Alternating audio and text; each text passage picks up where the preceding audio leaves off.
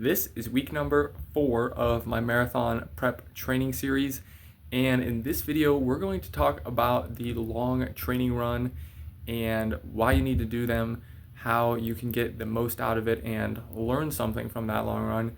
And at the end of the week I'll be doing a long run, probably 13 to 15 miles ish, so not super long yet, but building it up for sure. And after that I'll talk about how it went, maybe anything I learned or what I want to improve on or change on future long runs going forward and in the marathon itself. I did just get back from a run, which was actually an interval run.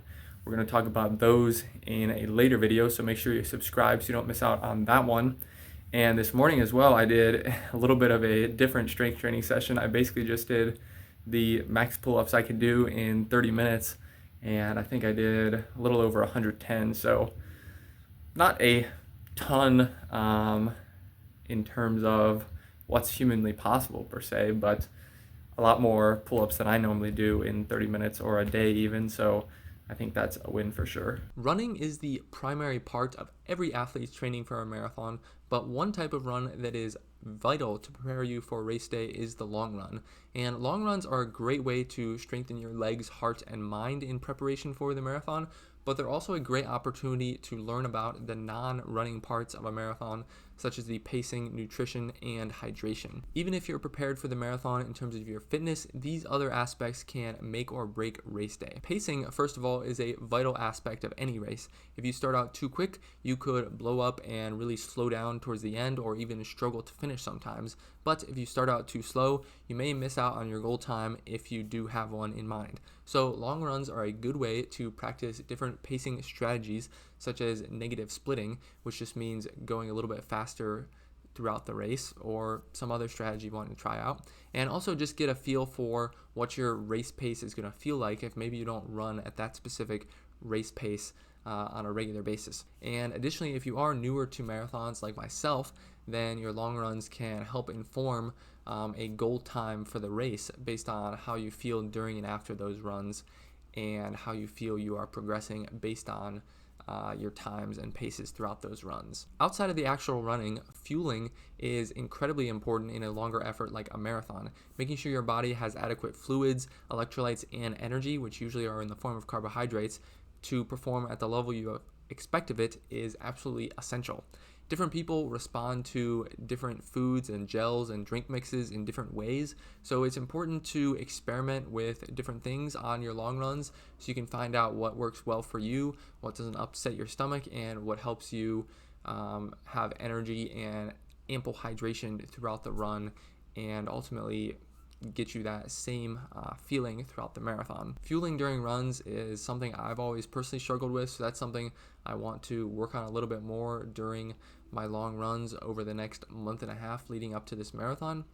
So I'm going to be trying out a few different things and hopefully finding something that works a little bit better for me. I've typically had GI distress and just a hard time not having an upset stomach and still getting calories and electrolytes in during those longer runs.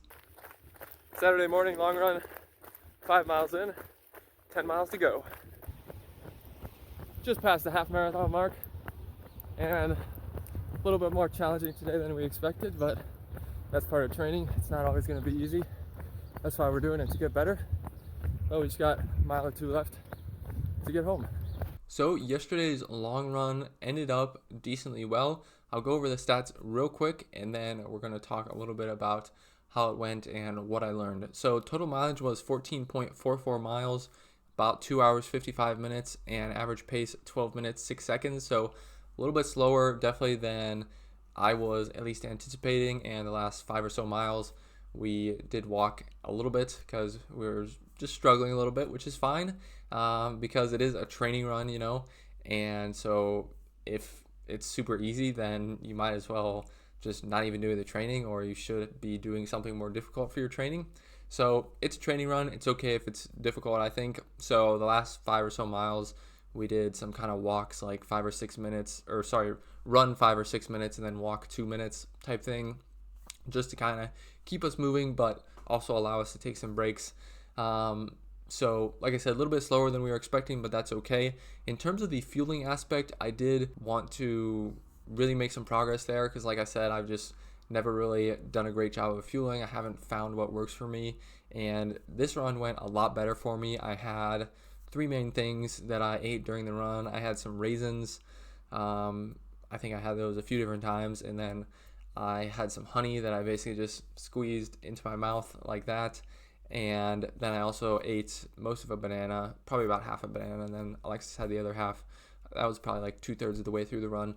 But overall, for me, it was great for the fueling side. I didn't really have any stomach issues or stomach pain or, stuff like that. So I was really pleased with that. And we were drinking water the whole time, just plain water, nothing, in the water or anything like that, no electrolytes. But overall, I was really happy with how the fueling went, and I think I'm going to try to do a similar thing moving forward with the next long run. I think we're just going to do another run in that 15-mile range just to get another kind of practice training run at that range, and then after that we'll increase the mileage a little bit more over the next few weeks. So no matter what happens during your long run, I think it's important that you are able to reflect on it a little bit and try to take something away from it, whether it be, I need to work on pacing a little bit more, maybe I need to do a little bit more strength training to strengthen my legs, maybe I need to work on, the fueling and nutrition more, whatever it may be. Or maybe you just say, hey, I did a good job this time, much better at the nutrition side than I've done before. I'm going to keep that up and, try that again next run and just make sure that it's really working. So I think it's really important to take something away from the long run like that and really use it to inform your decisions in your training moving forward as you get closer to the marathon. And in terms of stats for week number 4 of the marathon prep, total mileage was 35.48 miles with total running time of 6 hours 19 minutes. So definitely longer than the 5-hour goal I set, but I certainly expect this to be happening as, I'm getting more than a third, close to half of that running time, just from the long run on the weekend. So that certainly makes sense that that's going to be happening. And as we get a few more long runs in that are probably a little bit higher in mileage, that trend will continue a little bit. Average pace for the whole week was 10 minutes 42 seconds, so a little bit faster than last week, but also a little bit less elevation gain this week at 1,621 feet. So really solid week of training. I'm happy with how it went. I think I'm making progress in my easy runs, and I think my speed work, kind of interval sessions, whatever you want to call them, are going well also. And then the long run was a good experience this weekend, and I was able to practice my fueling and really learn something there in terms of something that's working for me. So I was really happy about that. Next week in the video, I'm going to be discussing strength training and the importance of strength training, cross training type stuff, and how I incorporate that into my marathon prep and just running training in general. So make sure to subscribe to the channel so you don't miss out on that marathon prep video focusing on strength training and any of the future marathon prep videos. If you have made it this far in the video, I really do appreciate it. Thanks for watching, and I'll see you all in the next one.